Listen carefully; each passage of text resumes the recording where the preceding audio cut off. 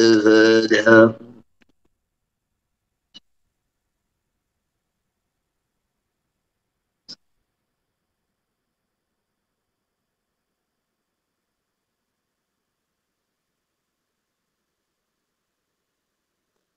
بسم الله الرحمن الرحيم نحمده ونصلي ونسلم على رسوله الكريم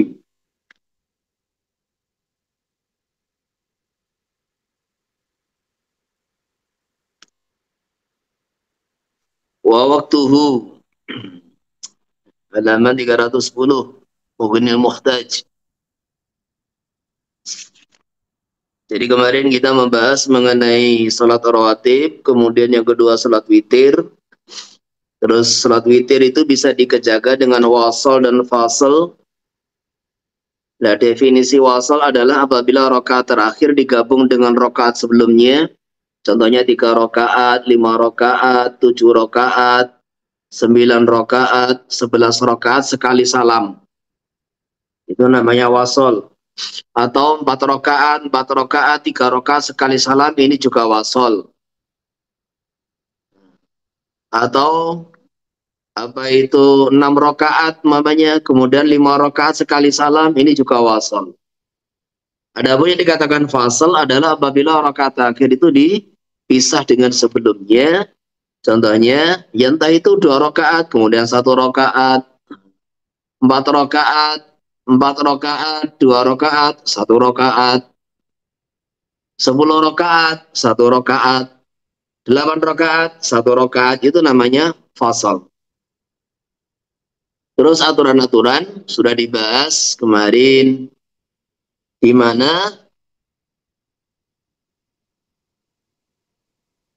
al-fasl itu lebih utama daripada wasol.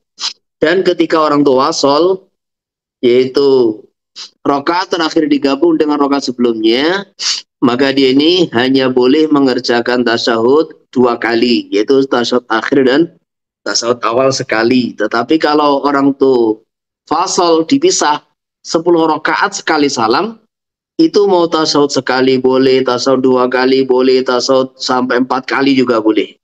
Maksudnya tasyahud awalnya lebih dari sekali. Bismillahirrahmanirrahim. Waktu baina salatil isya wa tulu'il fajri. Waktunya witir adalah antara salat isya. Jadi selepas salat isya, walaupun dengan cara dijamak takdim. Orang yang salat isya dijamak takdim, walaupun di situ masih ada waktu maghrib, maka sudah boleh mengerjakan sholat witir. Wa tulu'il fajr, yang terbitnya fajar. Wa qila syaratul itar bi ra'atin kusabku naflin ba'dal isya'i. Jadi wakila ini maksudnya membahas yang pertama tadi, bahwa sholat witir ini minimal 1 rakaat. Cuma di sini wakila satu pendapat, tadi ini kembali kepada wa qalluhu rak'atun. Jadi wa aqalluhu rak'atun wa aktsaruhu 11. Dan wakila satu pendapat yang lemah, orang boleh sholat witir 1 rakaat itu syaratnya sabqun naflin ba'dal isya. Dia ini sudah mengerjakan sholat sunnah ba'dal isya, entah itu sholat sunnah rawatib, atau sholat sunnah tahiyat, atau sholat sunnah hajat, atau yang lain. Yang penting dia sudah sholat sunnah selepas mengerjakan sholat isya. Wa yusanu ja'aluhu akhira sholatil laili. Disunahkan menjadikan witir di akhir sholat malam. Fa'in autara thumma tahajjada lam yu'idhu. Maka kalau dia sudah witir, kemudian dia tahajud, yaitu sholat selepas tidur, maka tidak boleh mengulanginya. Lam yu'idhu artinya tidak boleh. Jadi di dalam takbir-takbir, ibarat-ibarat kita fikih itu terkadang nafi tapi maknanya nahi.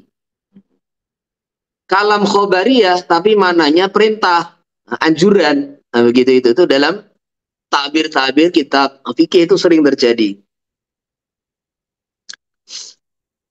Jadi di sini lam yu'idahu ini kan nafi, tapi artinya nahi, tidak boleh. Tidak boleh dan tidak sah untuk mengulanginya. Dan jadi tidak boleh itu memang tidak dianjurkan.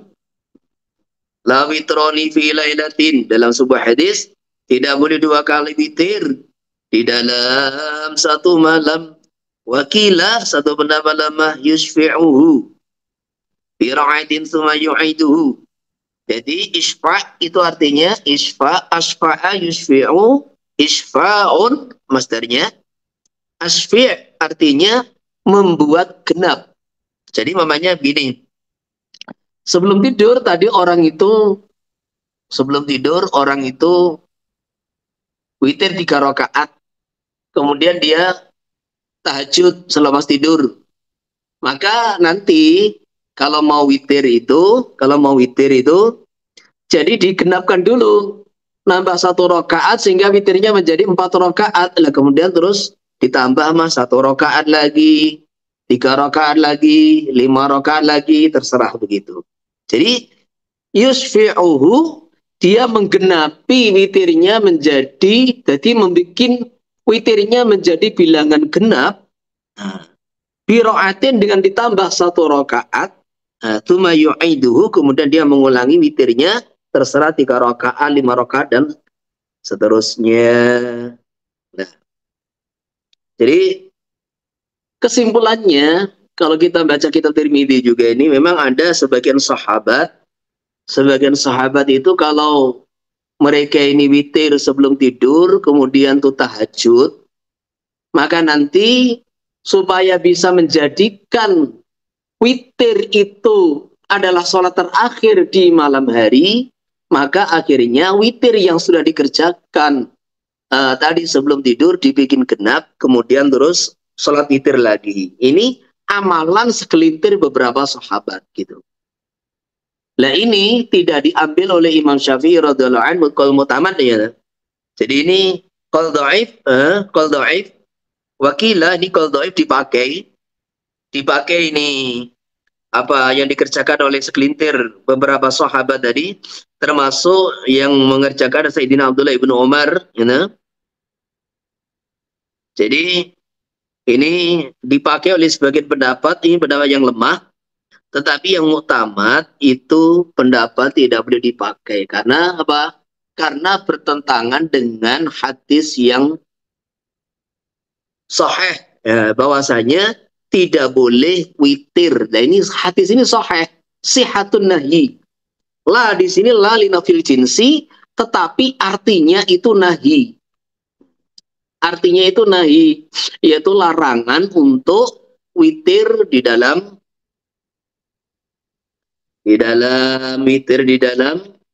apa itu namanya? Satu malam witir lebih dari sekali. La witroni. Nah, bukan kok tidak ada witir, tapi tidak boleh. Nah, witir dalam semalam 2 kali. Maka akhirnya apa? Sehingga ini bertentangan ini. Perbuatan sebagian sahabat bertentangan dengan nas daripada baginda Nabi Sallallahu Alaihi Wasallam, maka tidak bisa dijadikan sebagai hujjah. Ini yang pertama. Kemudian yang kedua, riwayat yang masyhur dari para sahabat radhiyallahu anhum adalah mereka ini orang-orang yang witir sebelum tidur, maka kalau malam tahajud ya tahajud tidak ada witir. Nah gitu loh. Lah orang yang tadi sebelum tidur belum witir, maka nanti selepas tahajud mereka witir. Ini yang masyhur. Makanya apa itu tadi?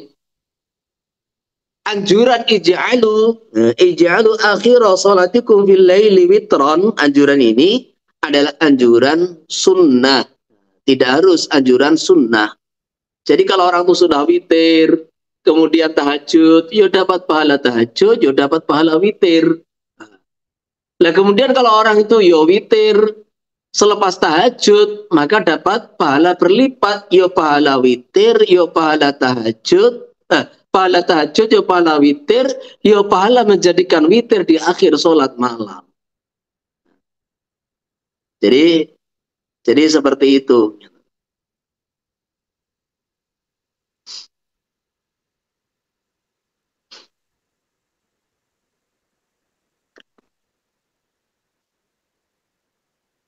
Bisa dipahami ya? Bisa dipahami. Maka di dalam kitab Fathul Mu'in sendiri, yang itu saya tambahi di tasil itu, tapi di Fathul Mu'in itu ada. Dari tata cara witirnya Sayyidina Umar dan Sayyidina Abu Bakar radhiyallahu anhuma itu berbeda. Kalau Sayyidina Umar, ini kalau witir mesti selepas tahajud. Sedangkan Sayyidina Abu Bakar radhiyallahu anhu itu kalau witir sebelum tidur, kemudian tahajud tanpa witir. Maka ketika keduanya melaporkan amalan masing-masing kepada baginda Nabi Sallallahu Alaihi Wasallam, apa jawab baginda Nabi? Ini Umar berpegang, berpijak kepada keyakinannya bisa bangun di malam hari. Sedangkan ini Abu Bakar berpijak kepada kehati-hatian.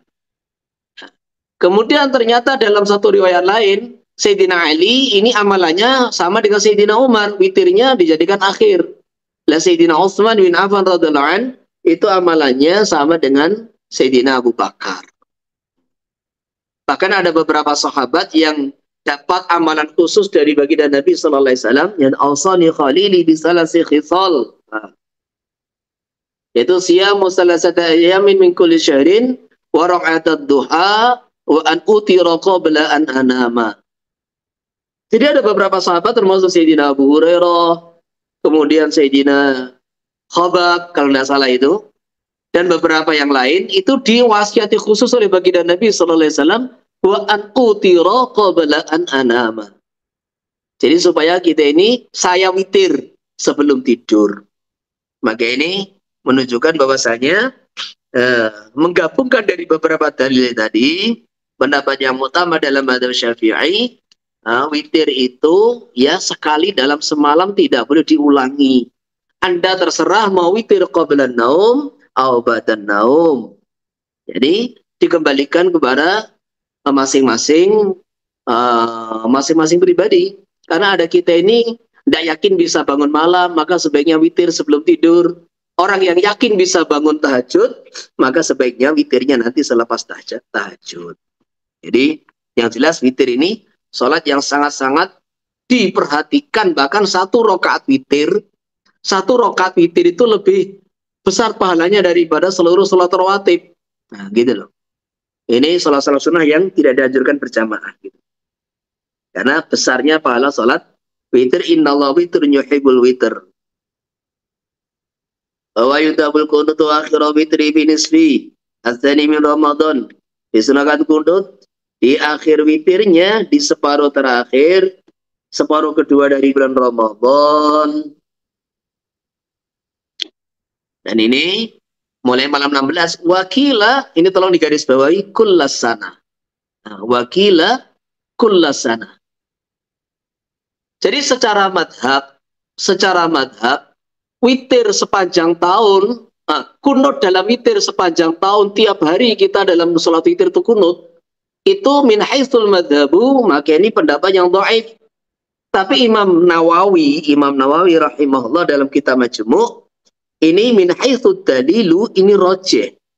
Jadi pendapat pribadi beliau dalam mentarjih bahwa kunut di dalam witir dikerjakan setiap hari sepanjang tahun, ini adalah pendapat yang rajih min haitsul dalil, walaupun wa in kana dha'ifan min haitsul madhab. Kenapa? Karena Sayyidina Hasan rawi hadal hadis itu yang menceritakan bahwa beliau diajari doa kunut itu untuk dibaca di dalam sholat witir, dan itu tidak dibatasi separuh kedua Ramadan atau selama Ramadan, enggak. Maka secara zahir menunjukkan bahwa doa kunut yang diajarkan baginda Nabi sallallahu alaihi wasallam Untuk Sayyidina Hasan itu adalah dibaca setiap hari sepanjang tahun. Nah, ini kita kalau amal pribadi bukan di tempat umum, yaitu pakai pendapat ini bagus. Pendapat ini bagus. Jadi ini yang dipilih oleh Imam Nawawi di sebagian kitabnya, di antaranya di kitab Majmu'. Jadi secara pribadi. Wa utawi kunut dalam itirka kunut di subuhi wa yakulu qablah. Dan disunahkan sebelum baca kunut. Ya seperti kunut subuh, Allahumma inna nasta'inuka wa nastaghfiru ila akhirih. Qultu ala sahu ba'dahu. Jadi membaca Allahumma inna nasta'inuka ini kunut Sayyidina Umar dibaca selepas kunut yang diajarkan Nabi kepada Sayyidina Hasan. Wa ana jama'atatun damu fil witri akibat tarawih jama'atan. Dan yang berjamaah disunahkan dalam witir akibat tarawih. Maksudnya ini jama'atan secara jamaah.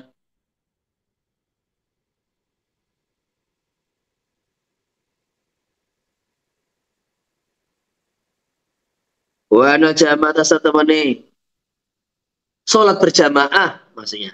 Wa ana jama'atan sesungguhnya salat berjamaah ikut tundabu disunahkan dalam salat witir selepas tarawih. Wa ana jama'atan tundabu jamaatan halih berjamaah. Jadi perhatikan, wa ana jama'ata salat berjamaah disunahkan di dalam salat witir akibat tarawih jamaatan. La jamaatan yang kedua ini hanya dari tarawih. Orang yang ketika tarawih berjamaah maka witirnya disunahkan berjamaah. Maksudnya begitu. Orang yang tarawihnya sendiri-sendiri ya witirnya sendiri-sendiri. Maksudnya begitu. Ini tabirnya Imam Nawawi. Tetapi di Mughnil Muhtaj itu la mafhuma lahu. Jadi di sini seolah-olah orang yang disunahkan berjamaah dalam salat witir dalam bulan Ramadan itu adalah orang yang tarawihnya berjamaah. Kalau tarawihnya itu sendiri-sendiri maka witirnya tidak dianjurkan berjamaah. Tetapi di situ la mafhuma lahu. Dalam sarahnya tidak begitu. Selama Ramadan, jadi witir Ramadan, witir yang dikerjakan selama Ramadan, itu disunahkan berjamaah, baik tarawehnya itu berjamaah, ataupun sendiri-sendiri. Bahkan orang itu sholat taraweh ataupun tidak. Jadi, sholat witir selama bulan Ramadan, tanggal 1 sampai akhir Ramadan itu sunahnya berjamaah, saya ulangi, baik tarawihnya dikerjakan sendiri-sendiri ataupun berjamaah, bahkan walaupun dia tidak sholat tarawih, tetap disunahkan sholat witir secara berjamaah. Sehingga kata-kata akibat tarawih jamaatan ini tidak ada mafhumnya, wallahu a'lam.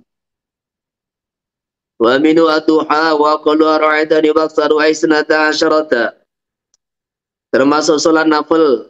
Salat sunnah yang tidak disunahkan berjamaah, salat duha minimalnya 2 rakaat, maksimalnya 12 rakaat. Wa tahiyatul masjid raka'atan. Dan tahiyatul masjid 2 rakaat. Nah, di sini perhatikan. Jadi di Minhaj ini yang ditarjih oleh Imam Rafi'i dan juga kemudian terus Imam Nawawi tidak mengomentari, tidak menyampaikan pendapatnya, yaitu maksimal duha itu 12 rakaat. Dalam kitab-kitab yang lain, maksimal duha itu 8 rakaat. Jadi di sini 12 rakaat. Nah, dalam kitab Majmu', jadi kalau dalam kitab Raudhah maksimalnya 12 rakaat, kemudian afdalnya 8 rakaat. Kenapa? Wong maksimal 12 rakaat kok afdalnya 8 rakaat? Karena keberadaan duha 8 rakaat itu disepakati ulama. Tapi yang rakaat ke-9 sampai 12 itu diperselisihkan.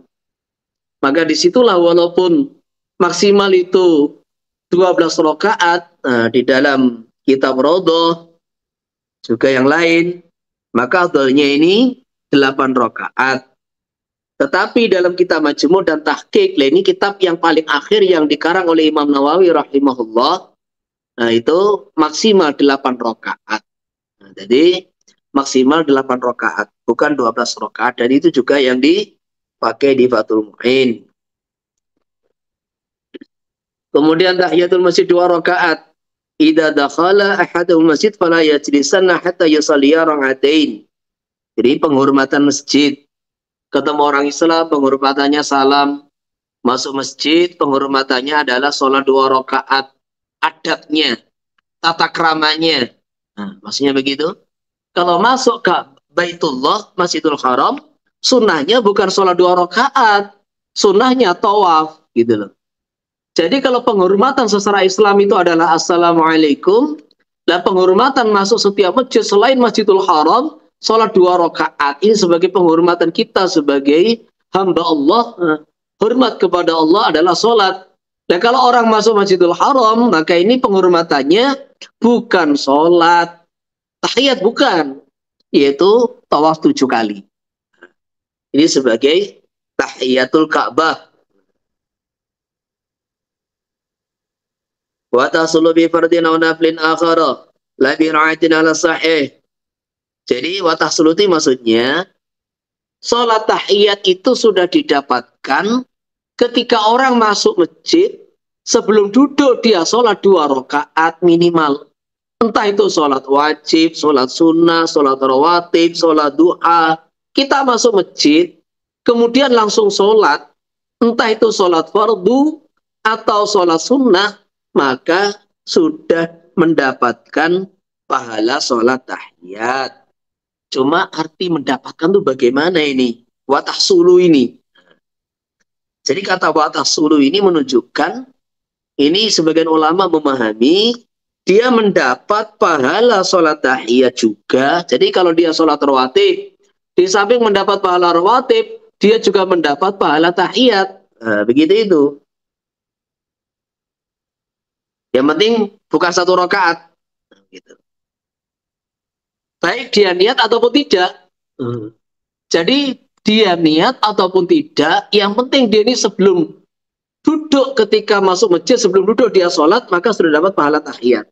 Karena sudah masuk sabda Nabi SAW, "Idza dakhala ahadukumul masjida fala yajlisanna hatta yusalliya rak'atain."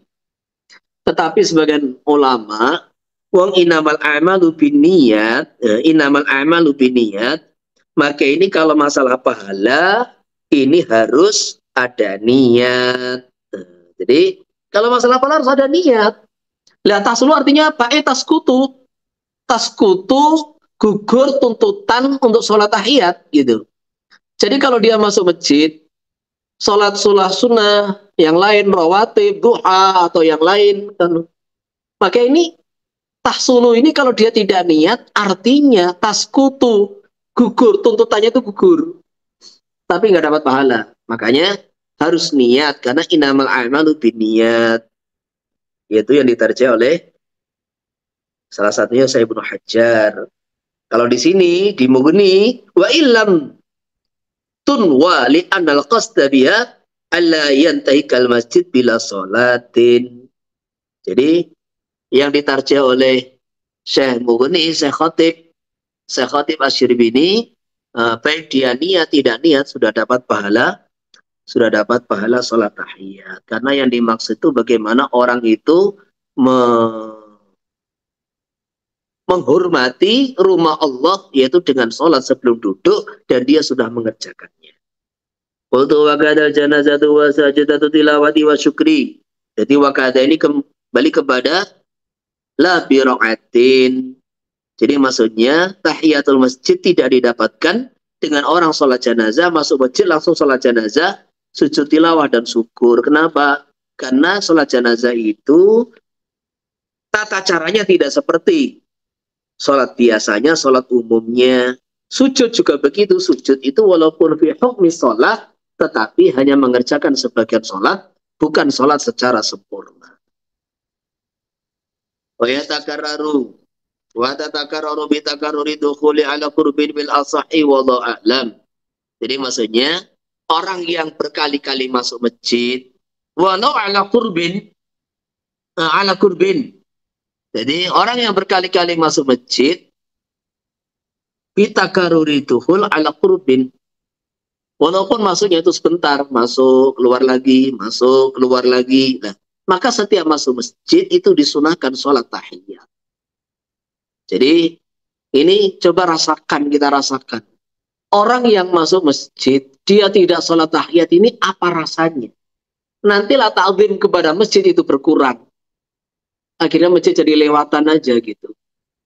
Jadi ketika orang tidak memberikan penghormatan bahwa ini adalah tempat ibadah kepada Allah, ini adalah Baitullah, nah, maka akhirnya ta'zim kepada masjid itu kurang. Maka masuk masjid, sholat 2 rakaat. Walaupun keluar masuk lagi, ya sholat lagi, keluar lagi, masuk lagi, ya keluar lagi. Jadi kalau jaraknya itu lama, ini ittifaq. Kalau jarak antara masuk kedua, ketiga, keempat itu lama, ini sepakat.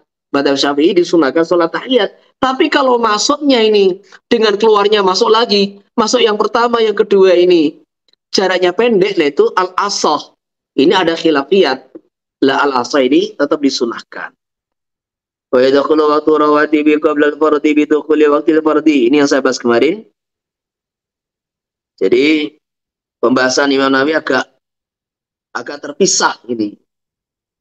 Mestinya dibahas ya bersama dengan membahas salat rawatib.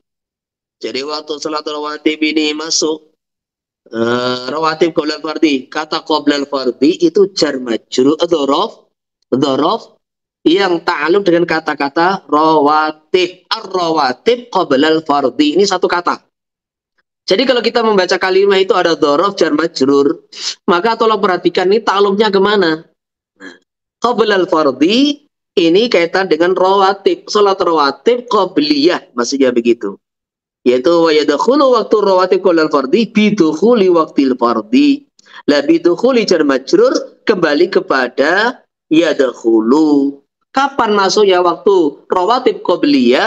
Yaitu dengan masuknya waktu salat fardu wa ba'dahu, kemudian rawatib ba'diyah bi filihi masuk selepas selesai bil faraghi min fi'lihi. Jadi selesai mengerjakan salat fardu. Wa yakhruju naw'ani. Jadi rawatib qabliyah dan ba'diyah keluar waktunya bi khuruji waqtil fardhi dengan keluarnya waktu fardhi. Wala fatan naflu al-mu'aqqad, ini sudah saya uraikan, saya jelaskan kemarin. Wala fatan naflu al-mu'aqqad nutiba qada bil adari. Kalau salat nafil, salat sunnah yang dibatasi dengan waktu, ini faid, maksudnya terlewatkan, maka disunahkan mengqadanya bil adari. Menurut pendapat Imam Syafi'i yang diunggulkan, dari itu hadisnya banyak sekali. Baginda Nabi sallallahu alaihi wasallam mengqadha qabliyah subuh dalam perjalanan. Baginda Nabi sallallahu alaihi wasallam kalau mengqadha ba'diyah duhur selepas asar. Baginda Nabi sallallahu alaihi wasallam kalau malam itu sakit atau capek, maksudnya itu gak sempat sholat malam, maka beliau qadha di pagi hari sebelum duhur. Jadi ini yang jadikan dasar hukum bahwa sholat mu'aqqad bukan sholat sababiyah. Kan nafil itu ada dua, ada yang mu'aqqad, ada yang dhatus sabab. Jadi sholat yang mu'aqqad itu kalau terlewatkan, itu dianjurkan diqadha, dan itu kesannya dalam hati. Orang itu kalau punya amalan diqadha, maka ini ada kesan nanti kita ini memperhatikan, menganggap ini penting.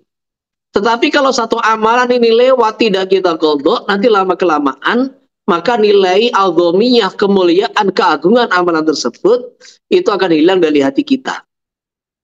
Jadi maka disitulah diantara kesan amalan itu kalau terlewatkan diqadha. Dan itu dalam kitab Adhkar itu termasuk zikir-zikir. Jadi malam hari kita biasa baca ayat-ayat, surat-surat tertentu, sajadah atau apa, tabarok, Yasin. Ini kalau terlewatkan dibaca, disunatkan diqadha pagi hari sebelum duhur. Kenapa? Karena memang amalan malam itu nilainya, pahalanya beda dengan amalan siang gitu loh. Sehingga seorang wali Allah itu dibuka dibuka hatinya itu pahala itu ditampakkan, di mana 2 rakaat malam itu tidak bisa ditandingi 1000 rakaat di siang hari.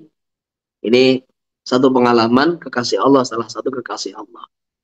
Jadi makanya apa itu amalan-amalan ini dalam kitab Adhkar itu tidak hanya sekedar sholat yang dianjurkan di qadha, termasuk qiraah, bacaan Quran, wirid-wirid doa yang sudah biasa kita baca, itu kalau terlewatkan disunahkan di qadha.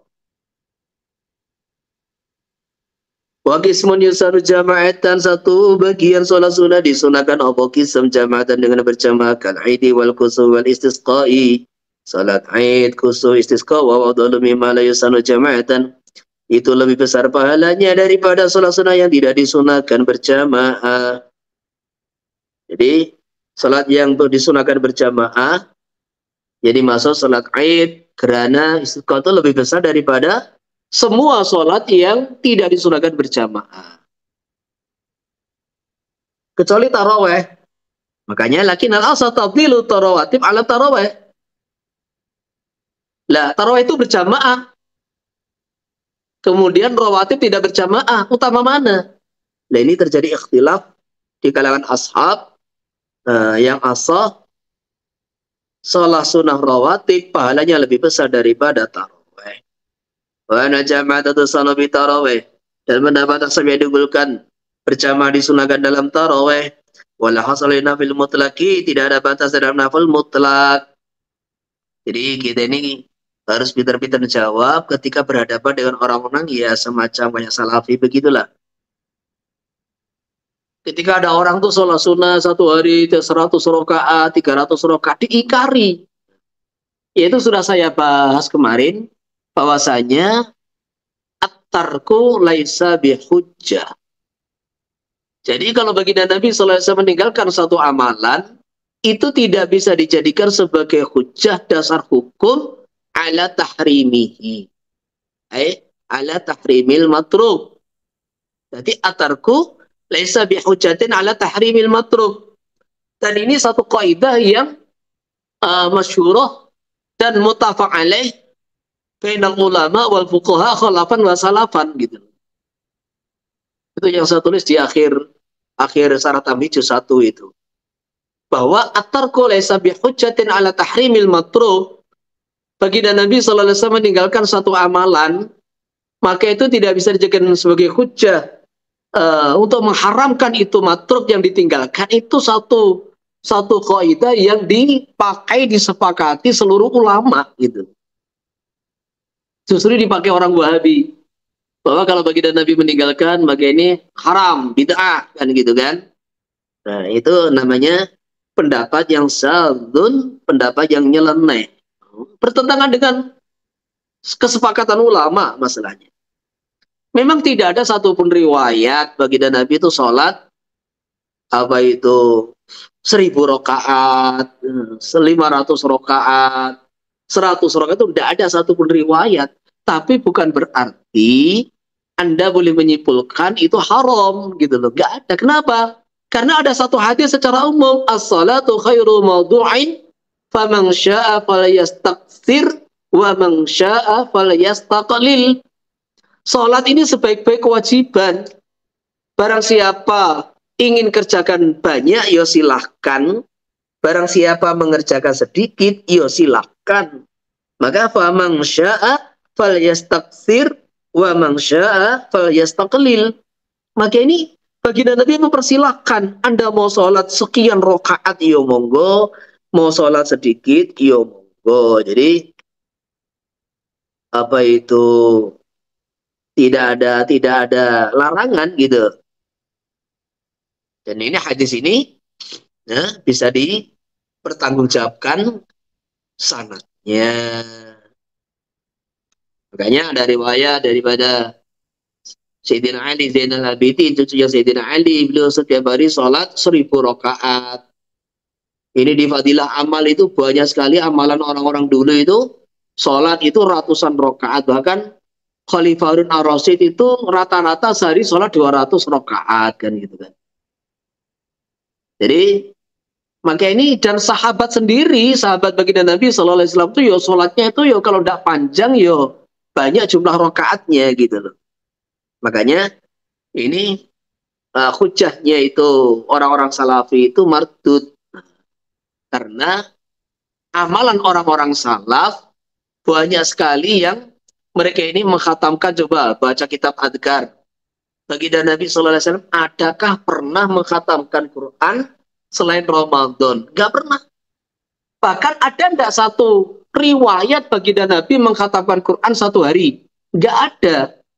Jadi beliau tuh mengkhatamkan Quran itu selama Ramadan satu hari satu juz. Satu hari satu juz. Itu mudarosah dengan malaikat Jibril. Setor kepada malaikat Jibril.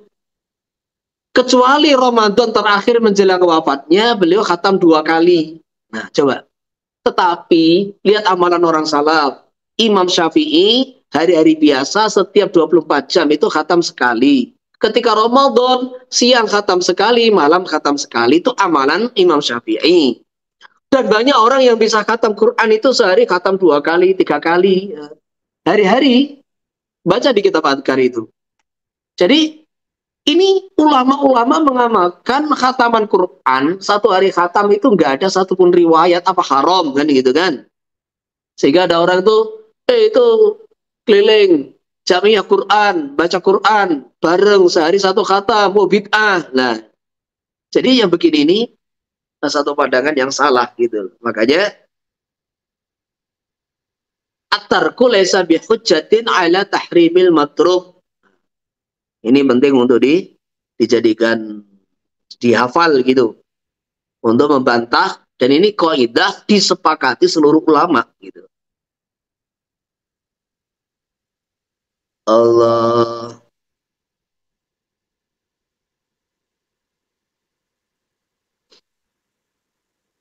Wa idza nawaidadan.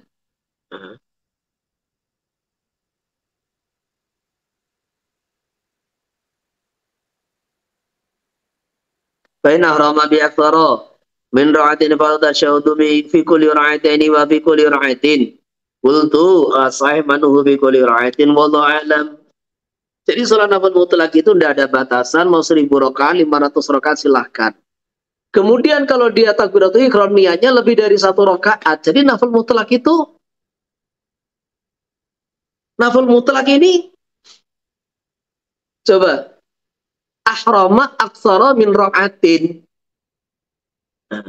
Berarti nafil mutlak itu minimal 1 rakaat kan gitu kan?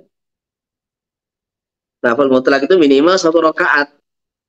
Seolah-olah seperti itu. Jadi kalau kita ini ikhram lebih dari 1 rakaat, maka boleh tasawuf di akhir sholatnya. Wa fi kulli rakaatain. Kalau dia ini sholatnya lebih daripada 2 rakaat, namanya berapa rakaat? 10 rakaat, 20 rakaat. Maka di sini boleh tasyahud awal fi kulli rakaatin wa fi kulli salasin wa fi kulli arba'in aksara. Jadi maksudnya itu setiap 2 rakaat tasyahud awal, setiap 3 rakaat tasyahud awal, setiap 4 rakaat tasyahud awal, itu boleh. Boleh dalam al mutlak. Karena tasyahud itu ada dalam contohnya salat maghrib itu ya 3 rakaat ada tasyahudnya begitu. Jadi kalau orang itu nafil mutlak, mau bikin tasyahud awal lebih daripada sekali boleh. Entah setiap 2 rakaat, setiap 3 rakaat, 4 rakaat, setiap 5 rakaat, nggak ada masalah. Bikuli ra'atin, babikuli ra'atin. Bahkan Imam Rafi mengatakan tasyahud awal setiap rakaat boleh. Kultu as-sahih man'uhu. Pada apa yang sahih dilarang tasyahud setiap rakaat. Wallahu a'lam. Wa idza nawa'adatan falau ayyazida wa yanqusa bi syarti taghyiri niyati qablahuma wa illa fatabtulu. Kemudian jadi ini nafil mutlak itu punya aturan-aturan sholat yang longgar yang tidak berlaku pada yang lain. Di antaranya ini tadi. Jadi ketika orang sholat nafil mutlak niat bilangan 10 rakaat, 20 rakaat, maka tasyahud awalnya terserah mau berapa kali gitu. Yang penting jangan setiap rakaat. Ini pendapat yang sahih. Yang kedua, ketika dia niat bilangan rakaat boleh menambah mengurangi. Jadi mamanya niatnya 20 rakaat, kemudian terus mau ditambah 30, boleh. Mau dikurangi 10, jadi 10 boleh. Sarannya taghyirin niat qablahuma. Dia sudah merubah niat qablahuma sebelum ziyadah dan nuqsan. Jadi sebelum mengurangi menambah sudah niat. Wailah kalau dia ini tidak niat sebelum menambah atau mengurangi, fatabtulu mongko batal apa salat. Kalau nawarang ayat ini tuma qoma ila salisatin sawan. Kalau dia ini hanya 2 rakaat kemudian berdiri rakaat ketiga karena lupa, fala sahu anau yaqaudu, maka wajib dia duduk. Karena niatnya 2 rakaat. Lah selepas duduk mau menambah, monggo. Nah, summa yaqumu li ziyadati insya'a. Kemudian dia boleh menambah, berdiri untuk menambah kalau dia menghendaki. Qultu naful laili afdalu wa satu afdalu thumma akhiruhu. Imam Nawawi menambahkan nafil di malam hari, sholat nafil mutlak di malam hari lebih besar pahalanya daripada di siang hari. Wa awsatuhu afdalu. Nafil di pertengahan malam lebih utama, lebih besar pahalanya daripada di awal malam. Suma akhiruhu, kemudian nafil mutlak di akhir malam pahalanya lebih besar daripada di pertengahan malam dan di awal malam. Wa yusalima min kulli raka'atain, kemudian disunahkan salam setiap 2 rakaat. Wa yusanu tahajud, kemudian disunahkan tahajud. Wa yukrahu qiyamu kulli laili daiman, makruh qiyam sepanjang malam terus menerus. Wa tasisu lailatul jum'ati bi qiyamin, makruh mengkhususkan malam Jumat dengan salat yang tidak dikerjakan di malam yang lain. Wa tarku tahajudin itadahu, dan makruh meninggalkan tahajud yang sudah dia biasakan untuk dikerjakan. Wallahu a'lam. Jadi ini kalau orang itu sesekali lah sholat sepanjang malam mulai isya sampai subuh sesekali, nah itu nggak apa-apa gitu loh. Tetapi kalau sepanjang malam, pokoknya dia ini sholat selesai isya sampai subuh, sholat terus, nah itu makruh gitu. Loh, apa arti makruh di sini? Makruh itu ya tidak baik, sebaiknya ditinggalkan gitu loh. Nah, apa hikmahnya? Karena ini akan membuat madorot, jadi tidak baik secara kesehatan. Ini secara diantara ilatnya, diantara apa itu hikmahnya.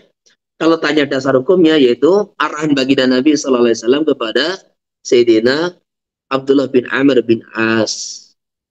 Jadi ada seorang pemuda yang semangat dalam ibadah, namanya Abdullah bin Amr bin As, di mana beliau ini biasa sholat malam itu sepanjang malam, dan tiap hari puasa, tiap hari juga khataman Quran. Lah satu hari beliau dinikahkan oleh ayahnya dengan seorang wanita. Selepas beberapa hari nikah, maka ditanya ini menantunya oleh mertuanya, oleh Sayyidina Amr bin As, kaifa tajidu zaujak? Bagaimana suami kamu, Dok? Masya Allah, sebaik-baik hamba Allah. Kalau malam sholat terus, siang puasa terus. Sehingga sampai saat ini, saya belum disentuhnya. Nah, ini kan jos gitu. Maka dilaporkan oleh Sayyidina Amr ini kepada baginda Nabi SAW. Dipanggillah ini Abdullah. Nah, ditanya, bagaimana amalan kamu? Aku dikasih berita, kamu ini puasa terus, dan semalam sholat terus. Bala ya Rasulullah. Jangan begitu, kamu sehari puasa, sehari iftar. Karena Bapak inna li jasadika alaika haqqa. Jadi, inna li rabbika alaika haqqa, wa inna li zawjitika alaika haqqa, wa inna li jasadika alaika haqqa. Kamu itu punya kewajiban kepada Tuhan kamu juga punya kewajiban kepada istri kamu juga punya kewajiban menjaga fisik kamu sendiri. Maka ini menunjukkan bahwa sholat sepanjang malam terus-menerus itu tidak sehat. Kalau cuma 1 bulan Ramadan, ya nggak apa-apa. Tapi kalau terus-menerus, itu nggak sehat. Jadi, menunjukkan bahwasanya ini tidak baik, dan yang menunjukkan langsung baginda Nabi SAW. Ini sampai Kirim ini jusnya sahabat itu.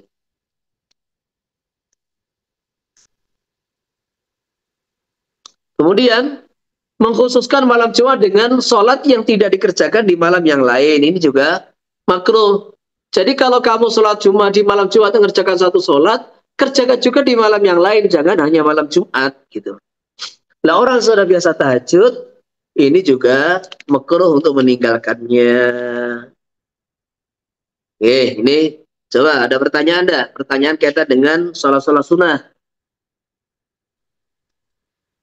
Seputar sholat sunnah, ada pertanyaan enggak? Oke, tadi belum lah taswir yang qila yushfi'uhu birakatin summa yu'iduhu. Ya.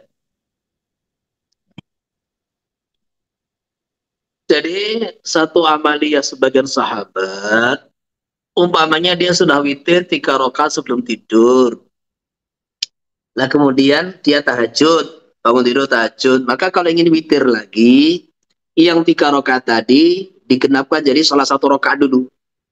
Niat witir 1 rakaat, akhirnya apa? Witirnya yang dikerjakan sudah menjadi 4 rakaat. Dan kemudian dia mengulangi witir lagi. Jadi di antaranya surahnya seperti itu.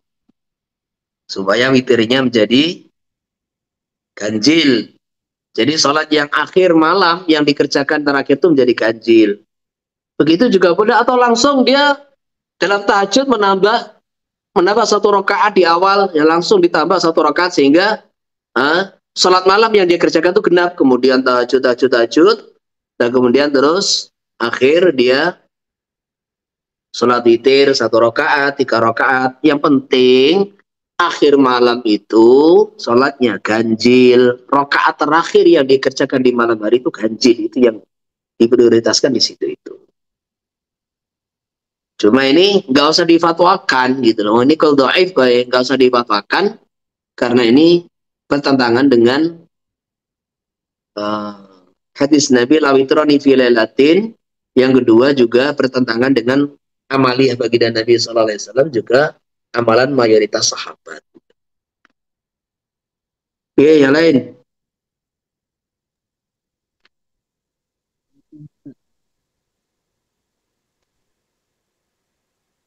Nggak ada?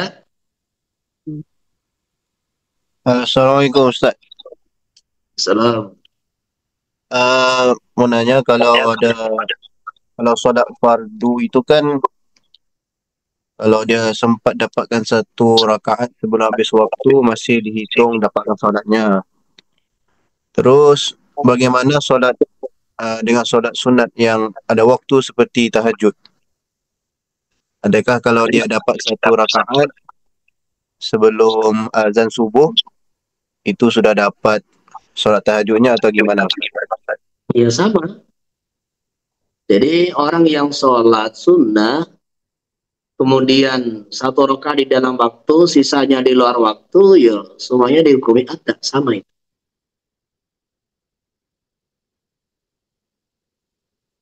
Oke, yang lain? Iya. Jazakallah. Assalamualaikum Ustaz. Ya. Ustaz isi bertanya Ustaz mengenai salat witir. Ya. Kita sudah baca salat witir. Coba putus-putus. Salat witir berjamaah Ustaz. Ya. Makmum niatnya 2 rakaat kan ada 21 kan, 3 rakaat kan 21 biasanya. Ya. Itu niatnya 2 rakaat. Sedangkan imamnya langsung 3 rakaat.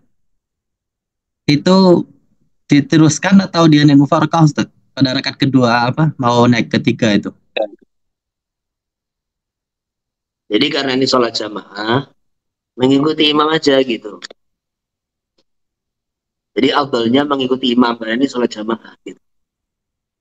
Walaupun dia niat 2 rakaat. Iya. Yes, dan itu sebetulnya semua dia tidak niat rakaat kan malah enak kayak salat duha gitu kan. Dia usolli sunat duha, tidak menyebutkan rakaat. itu dia juga boleh mau nambah, kemudian mau salam 2 rakaat boleh, mau nambah menjadi 6 rakaat juga boleh. Rawatib qobliyah ba'diyah juga begitu. Kalau kamu hanya usolli sunatat qobliyah dzuhri, tidak menyebutkan rakaat, tanpa menyebutkan rakaat lah ya. Itu mau niat ini 2 rakaat salam boleh, kamu mau 4 rakaat salam boleh. Cuma kalau kamu sudah niat, kalau kamu sholatnya sendiri, nggak boleh nambah. Kalau sholatnya sendiri. Nah kalau sholatnya itu berjamaah, maka ini mau mufaraqah ya boleh-boleh aja, tapi afdalnya ikut imam aja gitu. Karena ini ada hakul tidak, ada hakul mutaba'ah di sini. Oke, apa lagi? Assalamualaikum Ustaz. Assalamualaikum. Berkenan tadi yang tidak khususkan solat di malam Jumaat itu Ustaz. Gimana dengan solat hifdzul Quran? Ya, Yang Ustaz kata tadi dia tidak boleh mengkhususkan solat di malam Jumaat, harus dilakukan di malam-malam lain. ya. Dengan nama hifdzul Quran Ustaz. Gimana dengan? Solat hifdzul Quran. Jadi memang ini kan memang keluar dari konteks ini gitu loh. Jadi kalau sholat hifdzul Quran itu memang anjurannya dari Sayyidina Ali dikerjakan di malam Jumat gitu loh. Anjuran seperti itu. Jadi ini istilahnya tidak masuk keumuman daripada larangan ini. Yang maksudnya kamu itu mengkhususkan sholat tasbih di malam Jumat, mengkhususkan tahajud di malam Jumat. Jadi sholat-sholat kamu kerjakan di malam Jumat, yang dimana kamu tidak mengerjakan di malam yang lain. Nah itu yang makruh. Nah kalau hifdzul Quran memang itu anjurannya ya ijazahnya itu ya di malam Jumat itu gitu loh. Ijazah baginda Nabi SAW kepada Sayyidina Ali ya malam Jumat. Jadi ini namanya pengecualian. Namanya pengecualian. Ini sudah tauqif, ta'abudi. Jadi namanya setiap aturan itu ada pengecualian. Tidak ada masalah. Jadi tidak bertentangan di situ. Oke. Cukup?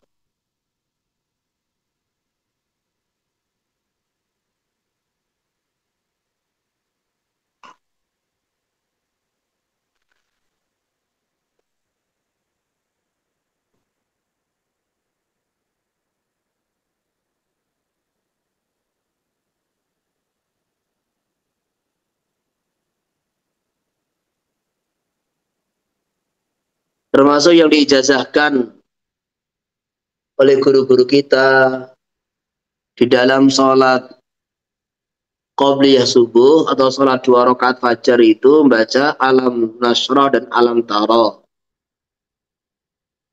Jadi orang yang istiqomah di dalam qobliyah subuh membaca alam nasrah dan alam tara ini tidak akan bisa dicelakai oleh musuh-musuhnya atau orang-orang yang tidak suka dengan dia. Kemudian yang kedua, antara qobliyah subuh dengan sholat subuh disunahkan itija. Jadi itija, tidur miring kayak di kubur itu. Kemudian disunahkan baca itu subhanallah alhamdulillah, yang astagfirullah itu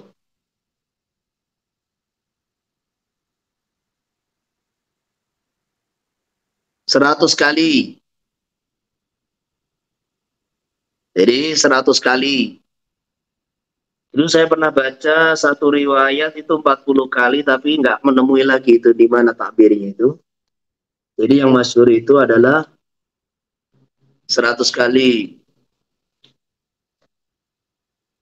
Itu pokoknya kalau memang takdirnya rezeki kita tuh lancar, ya dimudahkan istiqomah baca itu, kata yang Zeron gitu. Di antaranya untuk memudahkan rezeki itu dibaca 100 kali.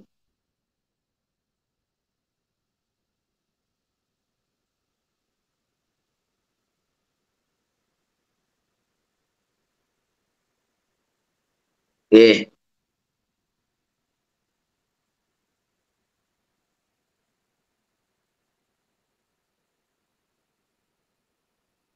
Bismillahirrahmanirrahim. Kitabu salatil jama'ati.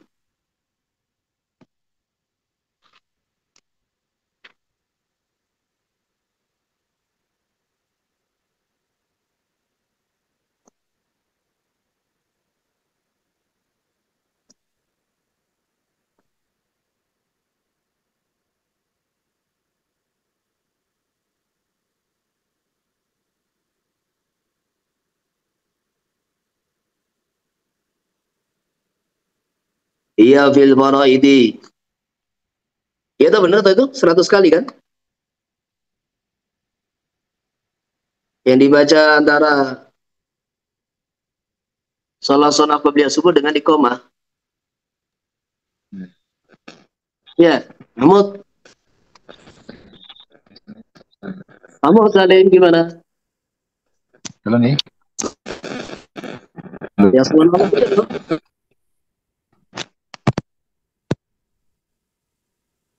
Sekali Ya.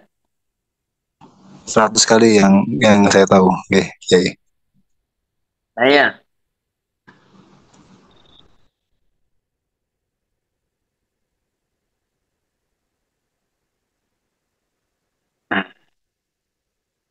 Bismillahirrahmanirrahim. Ya bil faraidi ghairul jum'ati sunnatun muakkadatun. Berjamaah. Jadi sholat itu sendiri, berjamaah itu syariat sendiri. Sholat itu sendiri, berjamaah itu juga perintah sendiri. Berjamaah di dalam sholat 5 waktu yang selain Jumat adalah sunnah muakkadah. Wa qila fardhu kifayatin lirrijali. Pendapat yang kedua adalah fardu kifayah bagi laki-laki. Pada jibu maka wajib apa jamaah bihaisu di tempat yadharu asyi'aru fil qaryah. Di tempat yang tampak syiar Islam di sebuah kampung fa inim tanau kulluhum qutilu. Kalau mereka tidak mau semua mengerjakan salat jamaah, maka wajib diperangi. Wala yatakaduna tubulini sataku rijali fil asahi. Penekanan daripada kesunan jamaah untuk wanita tidak seperti penekanan anjuran berjamaah seperti kepada laki-laki. Fil asahi. Ini tarjanya Imam Rafi'i. Kultu. Kemudian Imam Nawawi tidak sependapat. Beliau mengatakan al-asah wal mansus. Pendapat ashab yang diunggulkan al-mansus. Jadi maksudnya itu ini ikhtilaf di kalangan ashab. Yang dinas oleh ashab Syafi'i annaha satamani jamaiku fardu kifayatin wa qila fardu ainin wallahu a'lam. Wa bil masjidi li ghairil marati afdalu wa ma kathura jam'uhu afdalu. Dan berjamaah di masjid selain wanita lebih dianjurkan, lebih besar pahalanya. Wa ma dan jamaah yang lebih banyak jamaahnya, lebih banyak anggotanya, afdalu lebih besar pahalanya. Ila li bid'ati imamihi, kecuali kalau imamnya itu ahli bid'ah. Aw ta'atala masjidun qaribun li ghaibatihi, atau masjid yang dekat dengan rumahnya kosong karena kepergian dia. Jadi poin pertama, apa hukum berjamaah dalam sholat? Nah ini terjadi perbedaan pendapat. Kalau Imam Rafi'i mentarjeh yang muktamad, yang asah adalah sunnah. Jadi fardu kifayah ini qol marjuh. Kemudian Imam Nawawi sebaliknya, yang rajih adalah fardu kifayah. Pendapat yang mengatakan sunnah itu marjuh. Begitu juga pendapat yang mengatakan fardu ain. Nah ini Allahumma sholli wa sallim ala sayyidina Muhammad.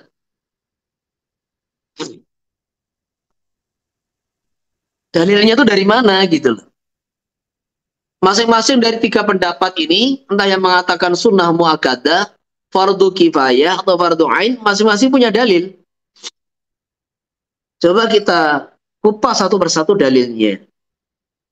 yang mengatakan sunnah muakkadah berpegang kepada hadis baginda Nabi sallallahu alaihi wasallam, salatul jama'ati afdalu min salatil fardhi bi 27 atau bi 25. Jadi salat berjamaah ini lebih utama daripada salat sendiri dengan selisih 27 derajat atau 25 derajat. La afdhaliyah itu tidak mengendaki hukum wajib. Afdhaliyah di dalam hadis, afdhaliyah di dalam pernyataan hadis atau Quran itu hanya mengendaki menuntut kesunahan gitu. Maka hukumnya sunnah muakkadah. Nah, yang mengatakan fardu kifayah juga punya dalil. Yaitu apa? Ada satu pernyataan baginda Nabi sallallahu alaihi wasallam, "Ma min salasatin fi qaryatin aw badwin la tuqamu fihal jama'atu illa stahwada alaihim syaitan." Jadi tidak ada 3 orang yang tinggal di satu kampung atau satu pedalaman yang tidak didirikan di tempat mereka salat berjamaah kecuali dikuasai syaitan. Lah kata-kata la tuqamu, nah ini loh. Dari kata-kata la tuqamu, tidak didirikan. Jadi yang penting itu harus wujud jamaah. Setiap kampung, setiap kota itu harus ada jamaah. Maka jamaah itu fardu kifayah. Jadi la tuqamu, bukan kok la yuqimuna al jamaah, kan gitu kan? La yuqimunaha, bukan begitu. La tuqamu. Jadi mabni majhul. Maka yang dituntut adalah bagaimana setiap kampung, setiap kota, setiap desa harus ada namanya jamaah dalam sholat wajib. Nah, jadi ini memahami dari teks hadis gitu. Nah, yang fardu ain juga punya dalil, yaitu apa? Baginda Nabi mengancam orang-orang yang tidak mau ke masjid untuk dibakar rumahnya. Jadi beliau mengancam orang-orang yang tidak mau ke masjid mau dibakar rumahnya.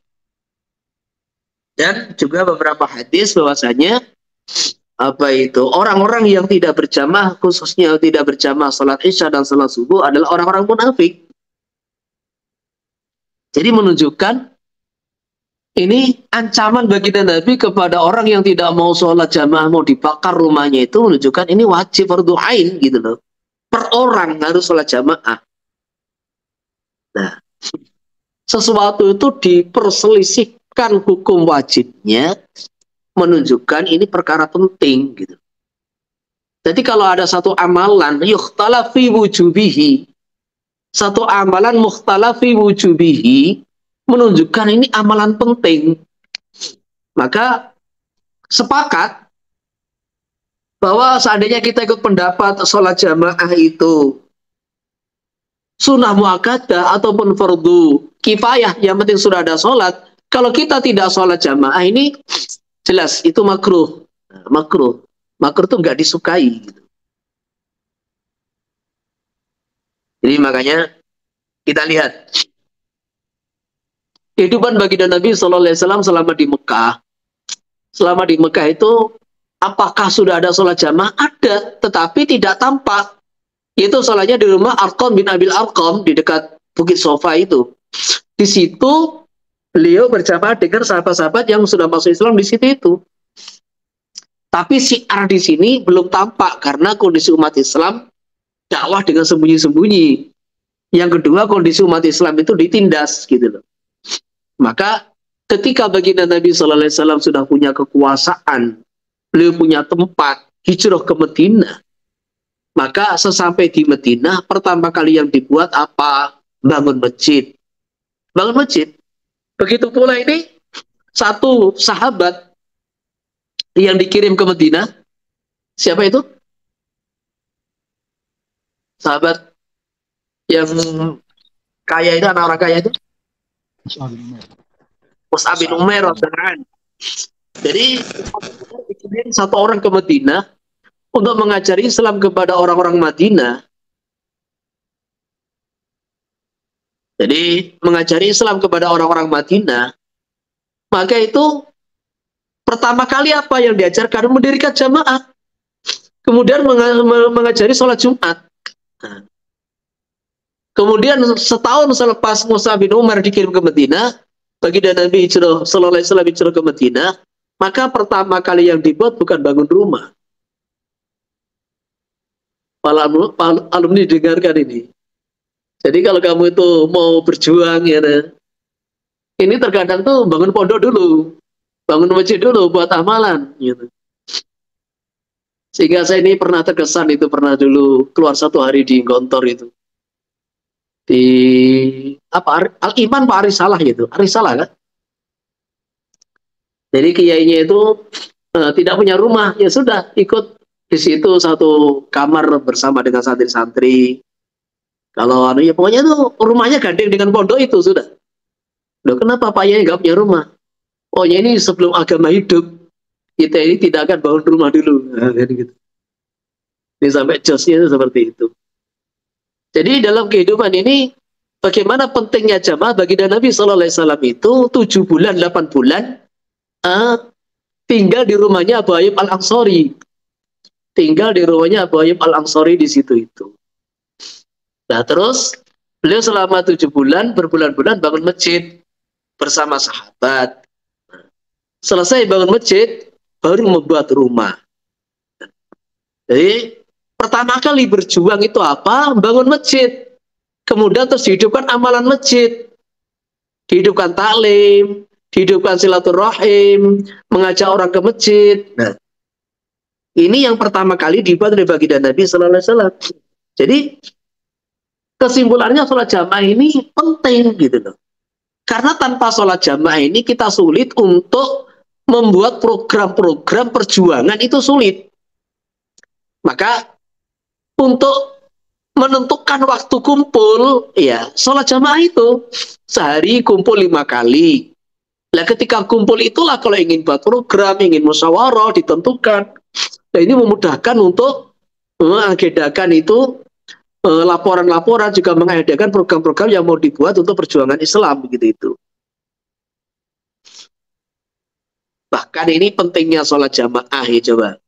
Di dalam perang gitu. Ada namanya apa itu ya, salatul khauf kan gitu kan. Jadi dalam kondisi perang ini baginda Nabi Sallallahu Alaihi Wasallam juga mengajari para sahabat tetap sholatnya itu berjamaah. Kondisi perang nih. Maka disitulah kita memahami fikih ini jangan hanya sekedar tekstual. Oh ini Imam Rafi mentarjih kok sunnah muakkadah. Dijadikan dalil untuk kita ini sholat di rumah tidak mau ke masjid. Nah gitu loh. Yang penting di masjid kan sudah ada Pak Imam, sudah ada makmum. Ya makmum satu, dia ya adzan, dia iqamah, ya jadi makmum ya sudah cukup lah. Gitu. Kalau seandainya pemahaman Islam yang benar seperti itu, yang penting di masjid sudah ada jamaah. Sudah, ini orang tidak perlu dianjurkan ke masjid kan gitu kan. Seandainya pemahaman seperti itu, tentu baginda Nabi Sallallahu Alaihi Wasallam tidak keliling untuk mengajak para sahabat sholat berjamaah. Tentu baginda Nabi Sallallahu Alaihi Wasallam itu tidak mengancam sahabat yang tidak datang ke masjid kan gitu kan. Maka menunjukkan bahwa sholat jamaah itu yang dipahami baginda Nabi Sallallahu Alaihi Wasallam, yang dipahami oleh para sahabat bukan sekedar suatu ibadah gitu, bukan itu sekedar itu, tapi memudahkan mengontrol amalan umat Islam. Jadi memudahkan mengontrol amalan umat Islam, maka sehari setiap satu masjid, satu mahalah bertemu 5 kali dalam sehari buat program. Maka disitulah ini suatu keharusan. Jadi terkadang kita ini kalau bicara di masyarakat ini bicara mengenai hukum itu mereka justru nggak paham gitu loh. Tapi bicara mengenai pentingnya, bagaimana baginda Nabi Sallallahu Alaihi Wasallam mementingkan ini sholat berjamaah, bagaimana Islam itu menganggap penting sholat berjamaah, kita sampaikan itu hadis-hadisnya. Maka nantinya ya fadilahnya, ya kepentingannya, perhatiannya. Nah ini akhirnya orang itu paham sehingga mancap ke dalam hati bahwasannya saya ini nggak bisa sholat kecuali berjamaah. Saya ini nggak bisa sholat kecuali berjamaah. Lah kecuali nanti dibahas di belakang, orang tuh sakit, orang tuh punya masalah pribadi, ini ya sudah pengecualian. Maka Nanti ada al-a'dzar. Jadi alasan-alasan yang diperbolehkan dalam agama bagi orang yang meninggalkan sholat jamaah. Banyak sekali nanti gitu loh. Jadi ini aturan umum seperti itu. Kemudian bagi selain wanita yaitu laki-laki, unsa ini afdalnya di masjid. Jadi maksudnya apa? Tadi saya katakan sholat ini perintah. Berjamaah ini juga perintah. Lah, di masjid itu juga perintah. Juga perintah. Bagi laki-laki dan khunsa. Lah, bagi wanita, lah itu nanti dibahas di belakang. Gitu. Abdulnya bagaimana bagi wanita ini? Banyak sekali hadis menganjurkan bahwasanya sebaik-baik sholat wanita itu adalah di rumah dia yang paling tersembunyi. Di rumah dia yang paling tersembunyi. Jadi bahkan ada satu riwayat bahwasanya ya sholat wanita itu ya afdalnya di rumahnya itu bukan di masjid. Tetapi baginda Nabi SAW jangan melarang, kalian jangan melarang wanita-wanita ke masjid. Jadi maksudnya apa? Wanita ke masjid itu tidak dianjurkan seperti laki-laki gitu loh. Tetapi wanita ke masjid jangan dilarang, beda dengan laki-laki. Laki-laki ke masjid satu keharusan gitu, satu keharusan ke masjid. Tapi nek wanita ini yang paling afdal sholatnya di rumahnya, tetapi jangan dilarang ke masjid. Wes, jadi jangan dilarang. Maka akhirnya terus ada hadis Sayyidah Aisyah radhiyallahu anha bahwasanya kondisi wanita di zaman itu sudah berubah, perilakunya, sikapnya di luar ini sudah berubah. Tidak seperti di zaman baginda Nabi SAW terjadi kemerosotan. Maka akhirnya timbul satu makalah dari Sayyidah Aisyah radhiyallahu anha yang masyhur, yaitu apa? Seandainya baginda Nabi SAW melihat perubahan kaum wanita sekarang ini, niscaya beliau akan melarang wanita-wanita ke masjid. Nah, gitu. Ini sebagaimana dilarangnya wanita Bani Israel ke masjid, ke tempat ibadah. Menunjukkan apa? Hukum itu bisa berubah karena satu ilat, gitu loh. Satu ilat. Di zaman baginda Nabi SAW, itu wanita itu disuruh oleh Bang Nabi, wanita kalau jalan di pinggir, oh mau langsung minggir. Sampai itu apa namanya? Mepet-mepet pagar tembok begitu. Wanita kalau lagi sujud, maka sujud duluan, baru laki-laki. Tapi kalau bangun dari sujud, maka laki-laki bangun duluan baru wanita. Supaya apa? Supaya wanita yang berdiri di belakang saf laki-laki itu tidak melihat auratnya laki-laki. Karena tidak semua sahabat itu pakai celana gitu. Supaya tidak melihat pahanya itu, maka diatur itu orangnya. Diatur itu orangnya. Nah, ketika zaman selepas baginda Nabi SAW terjadi perubahan. Maka disitulah muncul itu makalah Sayyidah Aisyah. Madzhab Syafi'i menggabungkan dari beberapa hadis. Baginda Nabi bersabda jangan melarang wanita ke masjid. Dan wanita-wanita sahabat juga jamaah di masjid. Tetapi Sayyidah Aisyah mengungkapkan pernyataan semacam itu. Maka digabungkan. Bagaimana hukum wanita ke masjid? Ya sunnah dengan syarat tidak menimbulkan fitnah. Nah, gitu loh. Jadi wanita-wanita yang dianjurkan ke masjid itu bagaimana? Wanita-wanita yang kalau dia pergi ke masjid tidak menggoda laki-laki. Nah, maka disitulah yang diatur tuh zaman sekarang bangunannya. Entah terkadang itu wanita di pinggir, walaupun itu sebenarnya juga makruh kan gitu kan. Wanita di belakang, sunahnya wanita di belakang sama laki-laki, tapi ada satir. Nah, gitu loh. Ada pembatas. Biar wanita dengan laki-laki itu tempatnya berbeda, tidak ada saling melihat. Untuk apa? Untuk mengantisipasi apa yang dikhawatirkan Sayyidah Aisyah radhiyallahu anha, supaya tidak timbul fitnah. Pintu masuk dibikin berbeda, tempat wudhu dibikin berbeda, toilet juga di tempat yang berbeda. Jadi masjid itu ini ada tempat khusus wudhu laki-laki, nggak campur dengan wanita. Di sebelah kiri tempat khusus toilet dan wudhunya perempuan, pintu masuk berbeda, maka itu sudah satu usaha bagaimana wanita itu tetap bisa ke masjid, sehingga juga tetap dapat fadilah jamaah, bisa dengarkan taklim, bisa dengarkan pengajian tanpa menimbulkan fitnah. Jadi yang diatur tuh bangunannya, gitu loh. Ya orangnya, ya bangunannya. Ini diantara mengamalkan dan mengabulkan itu.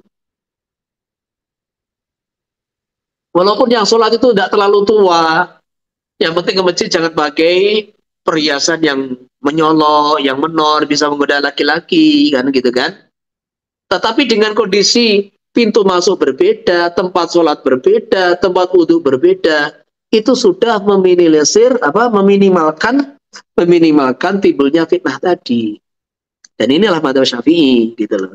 Makanya kemarin sudah saya ingatkan ngaji beberapa waktu yang lalu, bahwasanya yang tidak menganjurkan sama sekali ke masjid itu masjid-masjid madzhab Hanafi itu. Kamu lihat itu di India, di Pakistan ataupun di Bangladesh, nggak ada itu wanita ke masjid, nggak ada. Baik sholat Jumat, sholat jamaah itu nggak ada.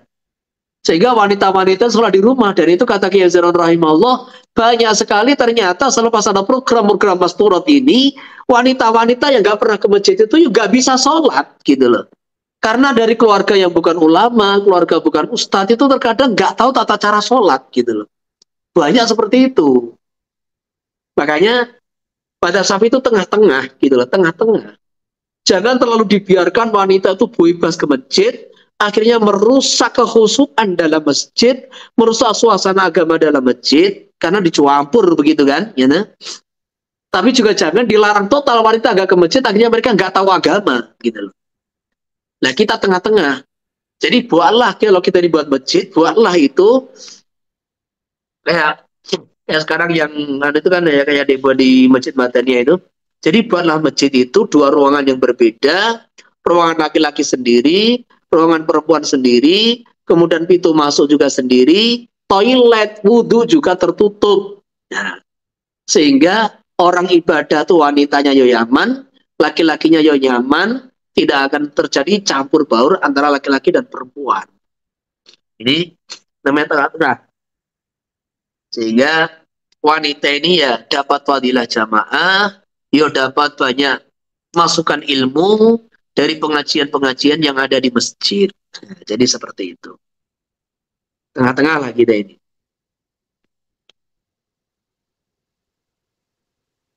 Kemudian wa maka surat jam'uhu afdalu. Semakin banyak, ini juga pahala sendiri. Nah, pahala sendiri yaitu apa? Semakin banyak jumlah jamaah, maka semakin dicintai Allah. Wa makana aktsara fa huwa ahabbu ilallah. Kecuali kalau yang jamaah banyak tadi, imamnya ahli bid'ah, kemudian yang lebih sedikit imamnya ahli sunnah, kan gitu kan? Atau kita ini imam yang ditokohkan di situ satu-satunya ustadz. Kalau kita mengimami di situ, maka orang-orang sekitarnya akan sholat di situ. Tapi kalau kita pergi ke masjid yang lebih besar, maka orang tidak mau ke masjid. Nah, kan ada satu mahalah, satu masjid itu hanya cuma satu doang gitu loh. Dia sendiri. Kalau dia jadi imam, makmum pada banyak sholat di situ. Kalau dia nggak ada yang imami, maka orang tidak mau ke masjid gitu loh.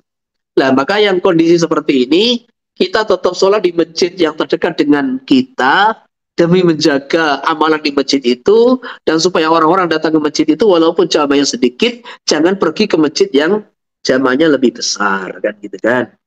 Ini diantara satu alasannya.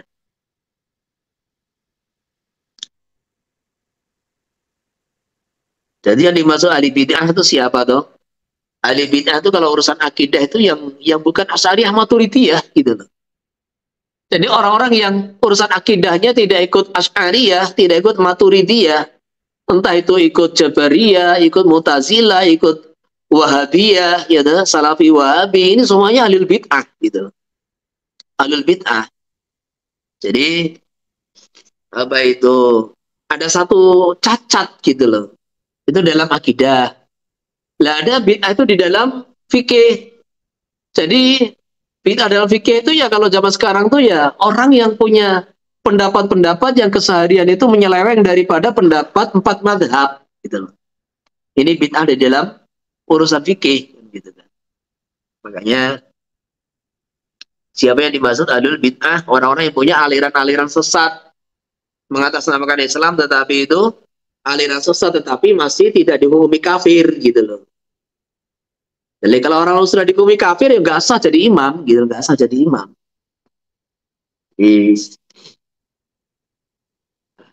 Allah.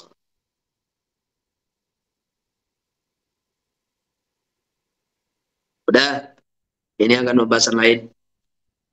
Ada yang tanya? Subhanallah. Assalamualaikum. Assalamualaikum warahmatullahi wabarakatuh. Mbak Kiai, saya bertanya mengenai masalah air mustakmal. Ya. Ada saya dengar kemarin penjelasan dari sebagian air basuhan wudhu yang pertama yang masuk ke tempat gayung ataupun ember itu, maka airnya satu gayung atau satu ember itu mustakmal. Tapi ada saya dengar yang lain yang air yang masuk ke ember atau gayung itu tidak mustakmal, tetapi yang dihitung mustakmal itu kalau seandainya yang dia itu air itu dikumpulkan dipakai untuk itu yang mustakmal. Gimana itu Pak Kiai?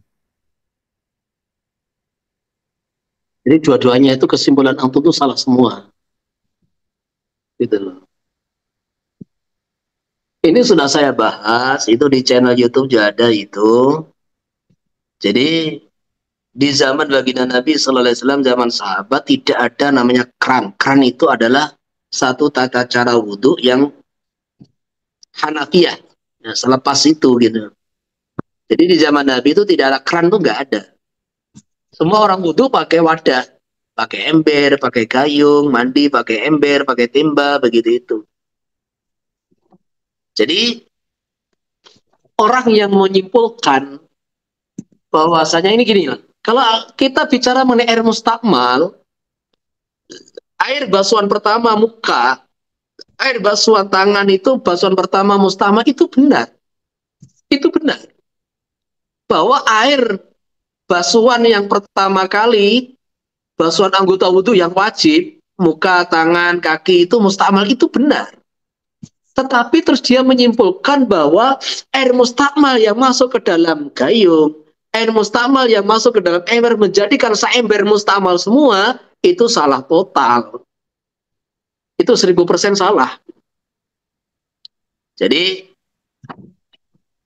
air satu gayung, air satu ember kecampuran beberapa tetes, ini kalau cuma beberapa tetes, itu sepakat ulama itu tidak mustakmal gitu. Tidak mustakmal. Maka pendapat yang paling mudah di dalam kitab Majmu' itu untuk mengetahui ini mustakmal atau tidak, lihat mana yang lebih banyak. Kalau air seember sagayung kecampuran beberapa tetes, kan jelas air yang di ember dia itu lebih banyak kan gitu kan. Jadi seperti itu. Maka itu tidak mustakmal gitu loh. Jadi ada mengatakan air basuhan pertama tidak mustakmal, ya keliru, itu mustakmal. Tetapi ketika bercampur air mustakmal dengan air suci mensucikan, hukumnya bagaimana? Hukumnya tetap suci mensucikan selama air yang suci itu lebih banyak gitu loh. Jadi selama air yang suci mensucikan lebih banyak, itu tetap suci mensucikan. Tidak terpengaruh oleh hanya beberapa tetes air mustakmal. Jadi seperti itu. Bisa dipahami ya? Kalau seandainya dia sengaja dia tampung ke air yang gayung atau ember tadi, gimana Pak Kiai? Lihat tata cara praktek wudhu saya. Jadi kamu memahami agama itu jangan ngatur, kayak ngatur Islam, kayak ngatur fikih. Itu fikih itu diambil dari kehidupan baginda Nabi Sallallahu Alaihi Wasallam. Sudah tak sampaikan bahwa itu baginda Nabi SAW itu wudhu, mandi, nggak pernah ada apa itu air mengalir di keran, itu nggak ada zaman Nabi. Semua wudhu itu di air, di gayung, tidak ada yang dipancurkan, tuh nggak ada. Mandi juga begitu, di ember. Itu kamu baca itu riwayat Muslim, itu baginda Nabi SAW tuh rebutan dengan Sayyidah Aisyah tuh di ember, air satu ember, rebutan pakai tangan, gayungnya pakai tangan gitu loh. Jadi bersuci dengan pakai air gayung, bersuci dengan air ember itu sudah ada zaman Nabi dan zaman sahabat gitu loh. Jadi seperti itu. Orang-orang yang mempersulit permasalahan itu adalah dia ini terlalu membaca kitab fikih tapi tidak baca kitab hadis gitu. Sehingga pemahamannya seperti nyeleneh semacam itu gitu loh. Kakek mau coba fikih tapi kurang mau coba hadis gitu. Makanya apa itu namanya? Pahamilah itu fikih, untuk memudahkan memahami fikih juga bacalah kitab hadis kata. Nanti saya share di grup itu bagaimana penjelasan masalah ini dan bagaimana itu tata cara wudhu air di gayung itu, nanti saya kirim di grup lagi gitu. Jadi dengerin kata-kata keterangan saya, nggak usah denger orang yang ngomong itu orang salah paham. Tidak ada satupun kitab fikih itu mengatakan gitu, bahwa air satu ember kecilkan beberapa tetes air langsung mustamal, itu nggak ada. Nggak ada. Jadi salah memahami dalam takbir, walau kana taghyiru muqaddaron atau takdirian itu loh. Di dalam kitab fikih itu ada walau kana taghyuru takdirian. Jadi kalau air itu sudah berubah, ya mustakmal. Air itu kalau sudah berubah mustakmal, walaupun perubahan itu secara takdir. Contohnya apa? Air suci kecampuran air mustakmal. Itu kan nggak tampak berubah. Nggak tampak berubah. Tapi kalau seumpama diumpamakan itu berubah, ya gharu tahir mutahhir, kan ghairu mutahhir gitu loh. Tahir ghairu mutahhir. Gitu. Lah bagaimana cara mengetahuinya? Ada dua cara. Yang pertama lihat mana yang lebih banyak. Yang kedua diumpamakan. Jadi perhatikan coba. Air satu gayung kamu tetesi itu air anggur 10 tetes, berubah enggak? Yang enggak berpengaruh blas gitu loh. Jadi air satu gayung kamu tetesi, air anggur itu perasan anggur 20 tetes, nggak berpengaruh blas gitu loh. Ya tetap itu air. Coba aja gitu. Maka memahami takbir itu dia ini salah paham, seolah-olah kalau ada air mustakmal campur air yang suci mensucikan jadi mustakmal. Itu satu pemahaman yang salah fatal itu. Jadi pahami ya? Ya Pak Kiai, kemudian sedikit lagi tambahannya Pak Kiai, kalau dengan sabun dan sampo apakah seperti itu juga Pak Kiai? Jadi itu kita bahas ngaji waktu tasdil itu, di awal minhaj ini. Jadi yang dikatakan air, kan air tohir ghairu mutahhir kan ada dua. Yang pertama air mustakmal fi fardhi thaharah, yang kedua air yang bercampuran perkara suci yang sampai menghilangkan namanya air dan menimbulkan nama baru.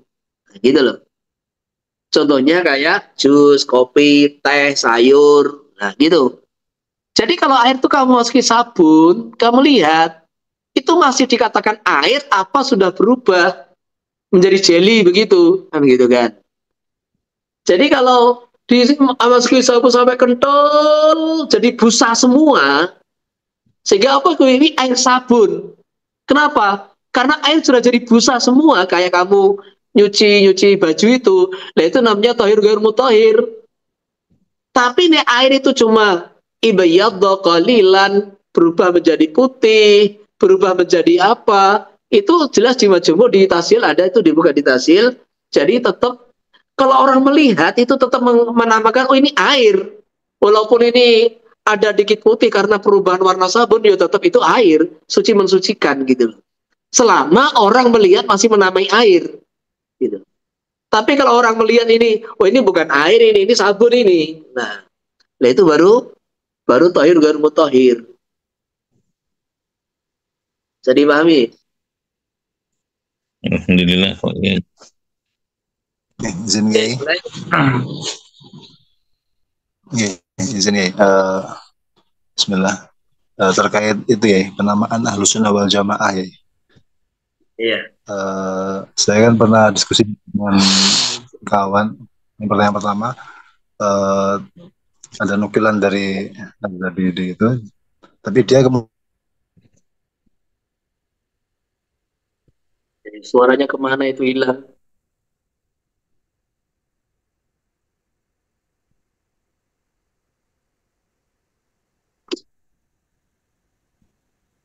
Hilang suaranya hilang. Oh, tes. Halo. Ya. Yeah. Itu ila angkol fahum bil istiqra salah satu waif.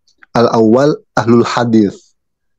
Wa mu'tamadu mabadihim al-adillah as-sam'iyah a'ni al-kitab wa sunnah wal ijma'. Jadi sebagian teman-teman Wahabi itu mereka menganggapnya begitu. Yang kedua Asy'ariyah, yang ketiga Maturidiyah. Jadi mereka berpendapat ya ahlul hadis itu bagian dari ahlus sunnah wal jamaah dari takbirnya Sukin.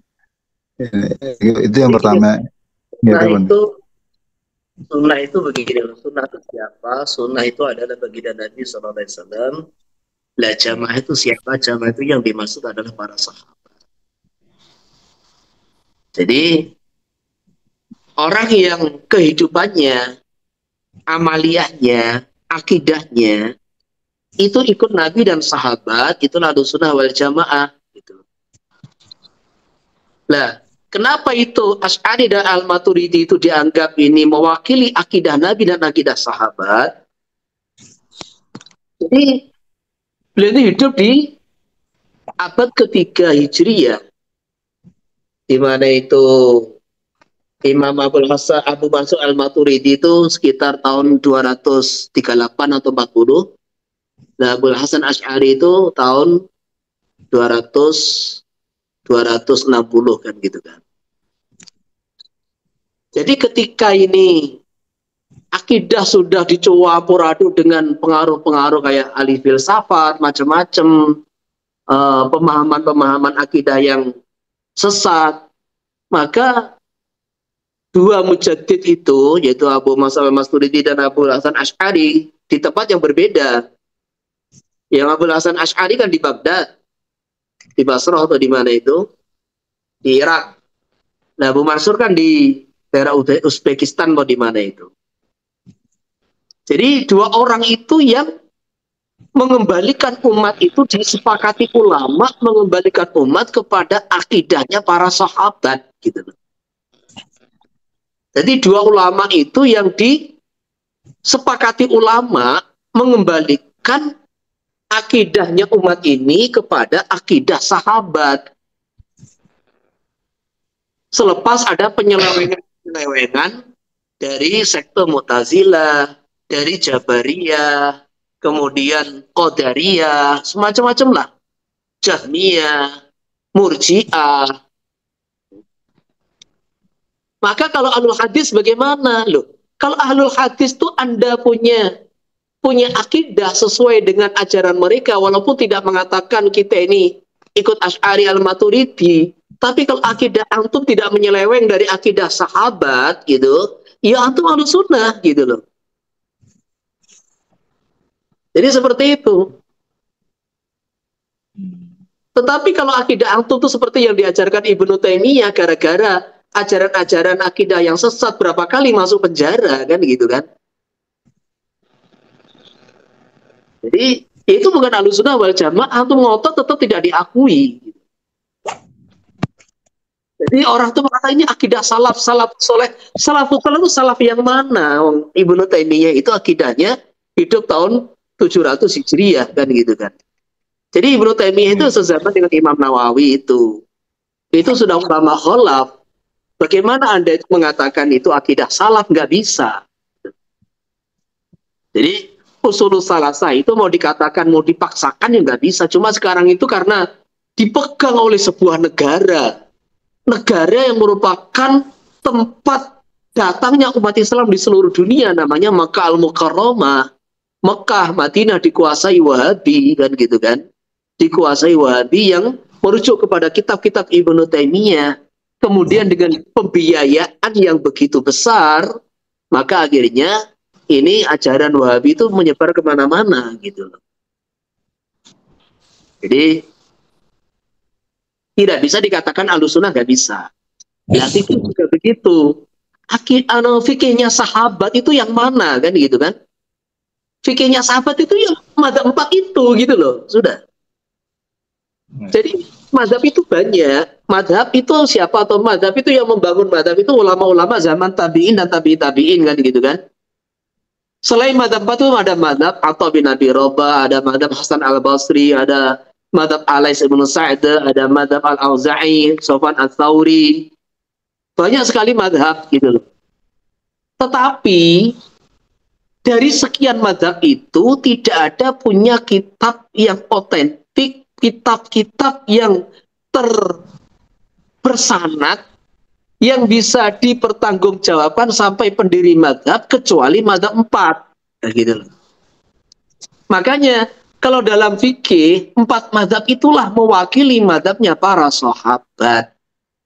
Lah sahabat itu dapat ilmu dari mana? Dari baginda Nabi sallallahu alaihi wasallam.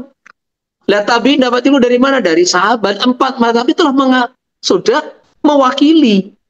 Maka orang tuh kalau belajar sejarah itu yang lengkap. Ini madzhab ahlul hadis kan gitu kan.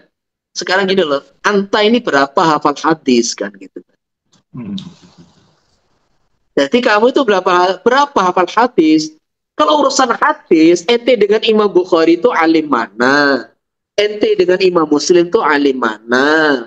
Ente dengan Imam Abu Dawud itu alim mana? Kan gitu kan?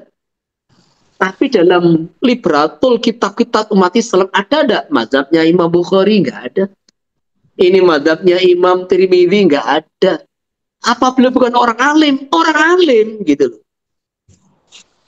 Tetapi ketika sudah ada mazhab 4, nah, jadi ditulisnya itu munculnya para pakar-pakar hadis, munculnya Imam Bukhari dan Muslim yang keduanya muridnya Imam Ahmad ibnu Hambal, munculnya ini imam-imam yang lain adalah untuk menguatkan 4 madhab, bukan untuk membuat madhab sendiri. Maka tidak ada, coba baca seluruh kitab, mana ada madhabnya Imam Tirmidzi. Itu Imam Tirmidzi itu pakar hadis, tapi beliau dalam kitab Tirmidzi cuma menukil itu pendapat ini, pendapat ini, pendapat ini. Tidak ada pendapat saya, itu tidak ada. Gitu. Jadi begitu pula Imam Muslim. Imam Muslim itu cuma meriwayatkan hadis, tidak ada ini mazhab Imam Muslim, tidak ada.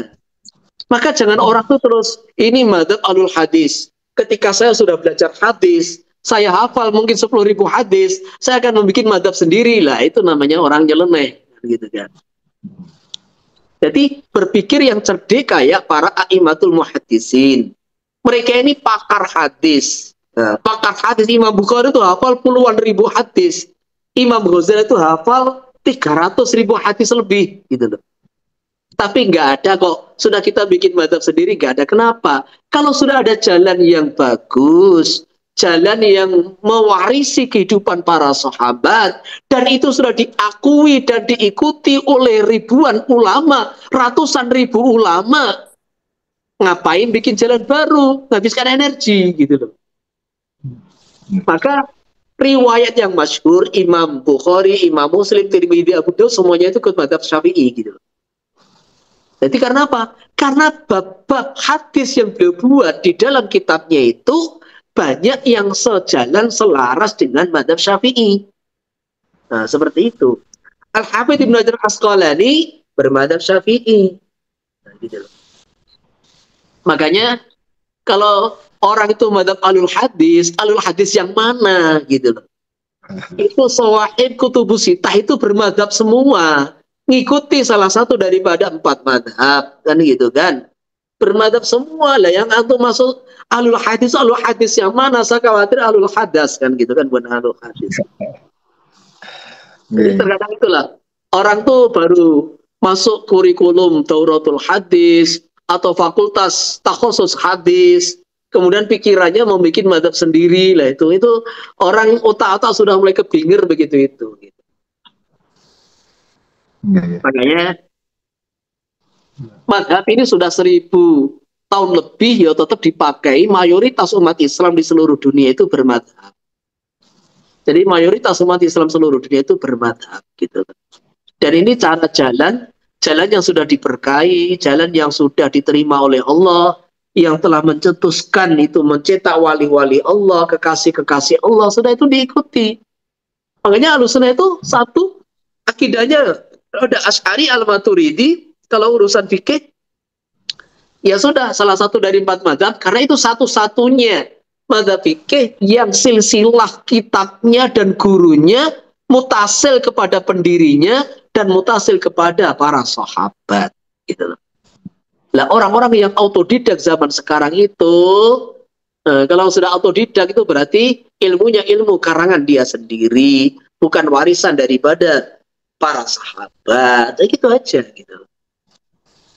Makanya selevel sekaliber Imam Bukhari aja tidak memberikan madhab. Masa Anda ini baru masuk fakultas hadis terus mau bermadhab sendiri kan gitu kan? Itu satu hal yang mungkin kalau didengarkan para ulama zaman dulu tuh diketawakan gitu aja. Terus apa lagi? Bisa dipahami itu? Udah lu nih, jazakumullah khair.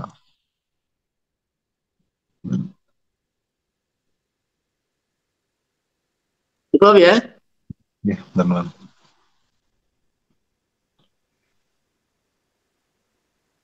Oke, kurang lebihnya saya minta maaf.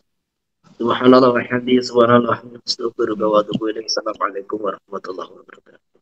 Waalaikumsalam. Waalaikumsalam.